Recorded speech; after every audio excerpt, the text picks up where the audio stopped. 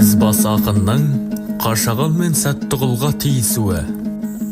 Базар жары Ізбас деген ақын кезінде Қашаған мен Сәттіғұлды халқының адайдың айтқыштары деп мадиықтап, көрсеткен құрметіне қызғанышпен қарап, оларды ақындық жолмен жеңе алмасын біліп, өзінің діни сауаттылығымен сүріндіргісі келіп, екеуіне діни тұрғыда жұмбақ өлең жолдапты. Сондағы Ізбастың айтулы екі ақынға жіберген жұмбақ өлең екен. Бес туадақ, бес аққу, 32 үйрек жолдасы, әрбіріне қарасақ, екі-екіден бір баса.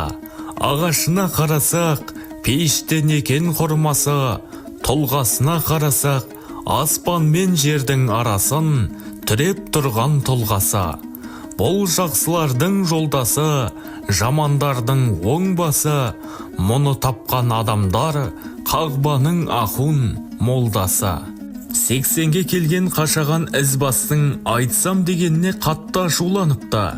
Бірде Қашаған мен Сәттіғұл қатысып отырған бір жиынға Ізбаста келіп, үшеуінің басы қосылып қалыпты. Қашағанның Ізбасқа тиескелі отырғанын байқаған Сәттіғұл ақын: «Ей отағасы, інісі бардың тынысы бар деген. Ағамның жұмбағын өзім шешіп берейін. Сіз қисайып жата беріңіз», деп жұмбақты бұлайша шешіпті. Хат жаздың Ізбас қалпе қаламменен, түрленді жылдан жылға заман деген, қағысып сөз айтқанның керегіне, тар таңғы сіздей ғами надан менен. Абыл мен ақтан нұрым Әбу Бәкір, бәсім жоқ бұрын өткен олар менен. Ал енді осы күнгі жүйріктермен ойым жоқ, жарысқанда қалам деген. Жүре бер уақымның шағылында, бәс етпе біздей биік панаң менен. Әркімнің рет-рет өлшеу бар, өз халін білу керек адам деген. Дәм жоқ, бәдік сөзге пара-парсың, Меңдібек Құлпат деген ағаң менен. Абырой сен айтысып табалмассың, ойласаң мұны егер санаң менен. Менмен қашаннан ақ тең емессің, Құлпат пен Мәңдібектен кем емессің. Халыққа нахи мүнкар үйреткендей, Хазірет Ахун молда сен емессің. Мысалы, сортаң жерде бір шұқанақ, жел сөзге біздей шалқар көл емессің. Келгенде 60 жасқа бәдік айтып, халыққа сен бір жүрген келемешсің. Сен түгіл үш ананың жиынында, жүйрігін жұртқа мәлім туысқаным. Шариғат маған Ізбас айтпақ түгіл, сабалақ көтіңнің жу сауысқанын. Бұл сөзі қатты айтты деп өкпелесең, қайтып ал, бізде болса ауысқаның. Мирас еді қашаннан, біреу мен біреу алжасқан, әл қуаты барласқан. Мен ежелгі жүйрікпін, шабыл шауып шаң басқан. Сен жасың үлкен ағасың, бізден бұрын қар басқан. Лайық па өзіңе, жөніне жүрген адамның, жағасынан алып жармасқан. Алдың ашық, мінекей, айтсым десең танбастан.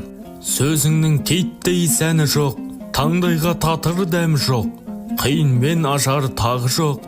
Айтпадым ба әуелден, көкеңді біздей таны деп.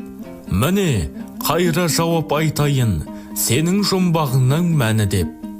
Бес туадақ, бес аққу, бес намаз бен бес парыз, 32 үйрек дегенің, бес уақыт намазға 32 рет жығылған, оқымаған пендеге арылмайтын бұл қарыз. Пеште құрма дегенің, 12 қамар ішінде оразаның айы деп, жәннаттың мекен жай еді. Тұлғасы үлкен дегенің, сауабының көптігі, жер менен көкке сай еді. Жақсыға жолдас дегенің, ораза, намаз тұтқандар, иманға ғани бай еді. Жамандар оңдас дегенің, құл болмаса Құдайға, келіссін мұның қай жері. Жұмбағыңды бұл жазған, осылай жорып шешелі, қалдырмай құсты санаған, осылар шығар есебің. Айта алмассың өзің де, шешуі мұның өзге деп, жұмбағыңды бұл айтқан, қатын менен баланың, бәрі де күлді сөз бе деп. Арыдан жауап айтуға, адамның пәмі жетпесе, шамалы қалдау төтебің. Көріп жүрміз әр жерде, мылжыңның сендей нешеуін, мен қайра сауал жолдайын, сәтті қыл жырау шешенің. Біреуді біреу ғайбаттап, сыртынан сөйлеу күнәді, хамменің әлім ағылым, баршасын Алла біледі. Әзәзіл шайтан әуелде, 30 мүриттің біреді, қабиғын сұрап Алладан, қайымға дейін жүреді. Берілген жалғыз тілегі, көп мақсатын бітірген, мағраждың түнеді, арғы жерден хабар айт, мақұлық жанды әуелі.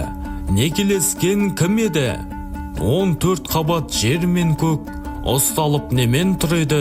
7 қат көктің үстінде, қазығы неден жаралған? Оның нешеу еді тіреуі? Неше дүркін кәрленіп, Азрафыл сүргін үреді. Яжуж бен Мәжуж, неліктен бұлар ірі еді? Хызыр Ілияс пайғамбар, әлі кетейін тірлікте, не себептен жүреді? Сүлеймендей патшаның құрығынан босанып, неше жылда тарқалып, келіп жүр құстар жын менен. Менің қайра қойған сауалым, осыларды біл деген, білмесеңіз бұларды, әркімге бір орынбай, көтіңді қыста жүре бер, аузыңды ашпай тан деген, кәне бұл сауалымды шешіп бер, және мағынасын жырменен, әліңді білмей ізбасау, бәс етіп жүрсің кімменен. Бәдік айтып 60 жасыңда, өз халіңе қарамай, адам жоқ саған күлмеген. Сен менімен жарыспа, меніменен жарыссаң, шап қолтығың созармын, күмістей тартқан сымменен. Осы кезде қашаған жатқан орнынан түргелді. Бұл жұмбақ шешілді ғой, сәтті қыл жан. Дегенмен 80-ге келген қашағанды албасы басып жатыр екен. Үндемей қалды ғой деп айтар. Маған рұқсат ет, бір-екі ауыз сөз айтайын деді. Сәтті қыл, ей отағасай, қатты кетесіз-ау, дегенменен сізді қайырып болмас. Айтам десеңіз айтыңыз дейді. Сондағы қашағанның ізбасқа қарап айтқан жауап екен. Арқатам менің ер қосай, өзімнің атым қашаған, ғұмырым сескен жасаған, мен адай түгіл алаштың, айтқыш едім қашаннан. Бұл күндері болғанда, жас 80-ге толғанда, базардағы ізбас құл көз салыпты біздерге.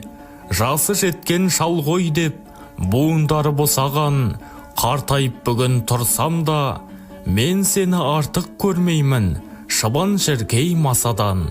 Бұл айтқан сөзім дұрыс па, болмаса жалған бұрыс па, жөн білетін бас адам, сөз таңдаған халайық, мені сөгіс ұрыс па. Айтсам депсің ізбасау, сөз білетін адамға, естілді бәдік балшылың, шешеңе барған немедей, мұқатам деп сөз айтып, жайына жүрген жыршының, соңнан қалмай қыршыдың, өсірмесің сен мұнымен, өлеңнің өркен бүршігін. Менің сөзім саралтын, сенің сөзің қоламыз, өтірік десең салалық, ортасына саншының. Сәтті құлмен маған тигенің, арылмай жүрген қарсығың. Анау жаңғабылдың сәтті құл, айтсам деп келгенде, сыналар сәтің төнгенде, құрықталып қырсығың. Шегірткедей және аршыдың, маған тисең ізбасау, көлдей болар шырағым, көздей тесік шыртығың. Өзіңді өзің мақтайсың, оданда да таппайсың. Бұда болса аузыңның тыртығы, тастайды дейді тамыққа, өздеріңдей жауыздың ғайбат айтқан болшыла. Жұрт күлсін деп айтамын, одан болса сендейге, боладау сөзім қоршығын. Сен есекте, мен тұлпар, адайдың түгіл алшынға, естілген дүбір дүрсілім. Алаштан озған тілді едім, адай түгіл алаштың хан хакімінде болды едім. Жақсылардан әрдайым байрақ ап жүрмін күнбе күн. Сен ежелгі жүйрік емессің, тек бір жүрген зияндас, айналдырған жынды едің. Мен сенің шығарайын жыныңды, ақмақтықпен білмедің. Айналдырған кісің кім, өзіңнің сорың тигенің. Жөніне жүрген жыршының, қиянаттап күндедің. Аңдамай адам сөйлесе, ауырмай өлет деген бар. Сен мені байғұс кім дедің, мен топты аузына қаратқан, жасымнан жүйрік тілді едім. Жарығын шашқан жалпыға, өнеге берген халқына, алдартыма үлгедім. Анау Жанғабылдың сәтті құл, ар жағынан дүл-дүл ет, келе жатқан жарылып, жүйрік еді қашаннан, танылған көпке бағалып, әңгіме сөзі таңдаулы, үстінде тұр көп қамалып. Сен бір жүрген жапалақ, көріп бедің жүргенін. Жабалақ құстың аң алып, сен сәтті құлға тиемдеп, қаларсың байғұс бір күні, базарлардан жүндей сабалап. Бұл отырған сәтті құл, жыр сүліге сәйгілік, келерден бұрын 6 күн, сөз өрнектер жай біліп. Ол арғымағы озған шабандос, сен шабансың жүрген тай мініп. Мен тимеймін елге сен үшін, сен елге қосылмайтын келімсек, айта берсем және бар, мұнанда басқа келісің. Балшылдамай қарап жүр, жайыңа енді шырағым, таппайсың одан келсім. Елдегі жақсылардың көңілі бар, одан басқа сен құлдың. Қаптар едім басыңа, шыныменен иттің терісін. Қартайсам да ізбасау, қадырым менен кеткен жоқ. Мен қашаннан-ақ халықтың, әуелден таттым тәтті жемісін. Мен адай түгіл бай ұлы, жетірумен де айтсым. Халқымның мына ары үшін, қосылдым талай дүбірге. Амалым бар ма қайтейін, кәрлік жетті бүгінде. Алланың берген қашаннан, өнері бар ет тілімде. Мен қайыртпай кеткен жүйрікпін, анау тас қашқынбай тамазімге. Олық болар ізбасау, таласқан бізбен білімге. Сен өзекте жүрген бөлдерге, мен ақ айдында аршындап жүзген ақ пароход. Басармын да кетермін, батарсың да кетерсің.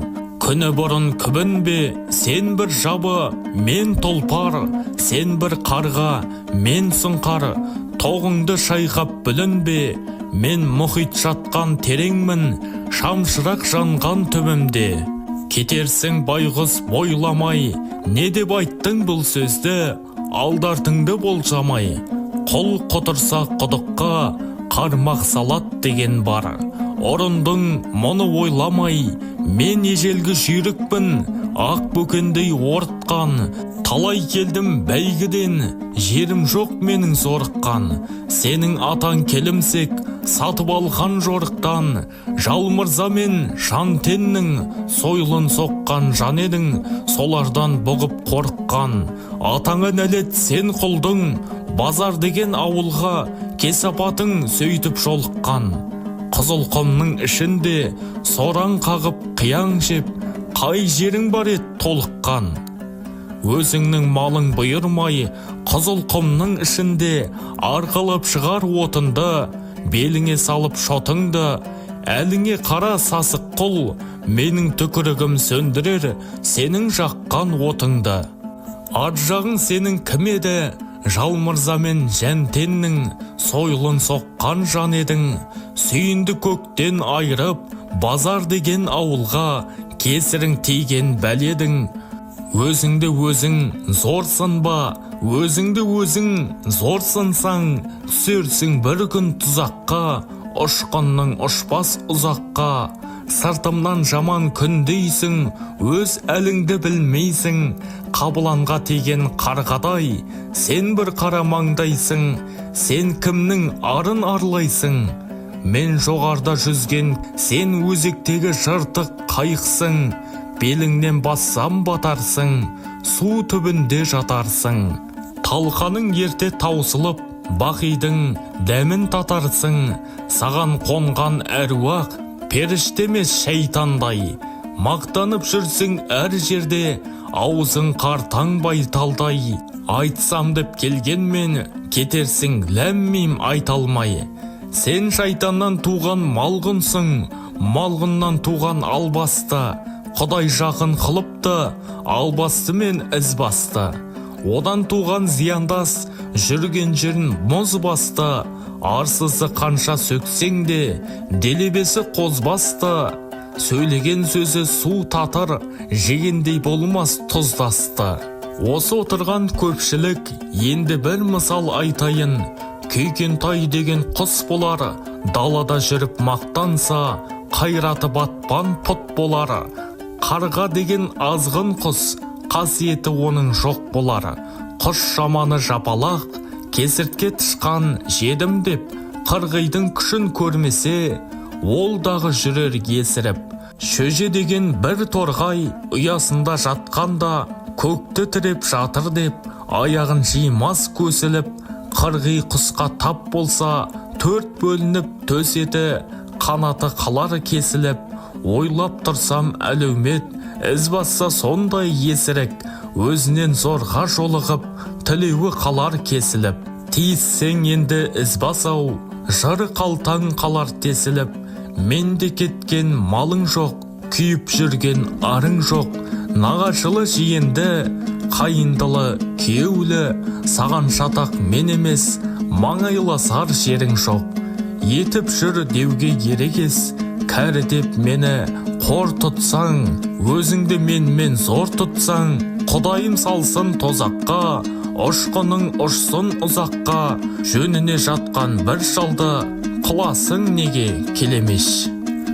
Жазба Facebook парақшасынан алынды.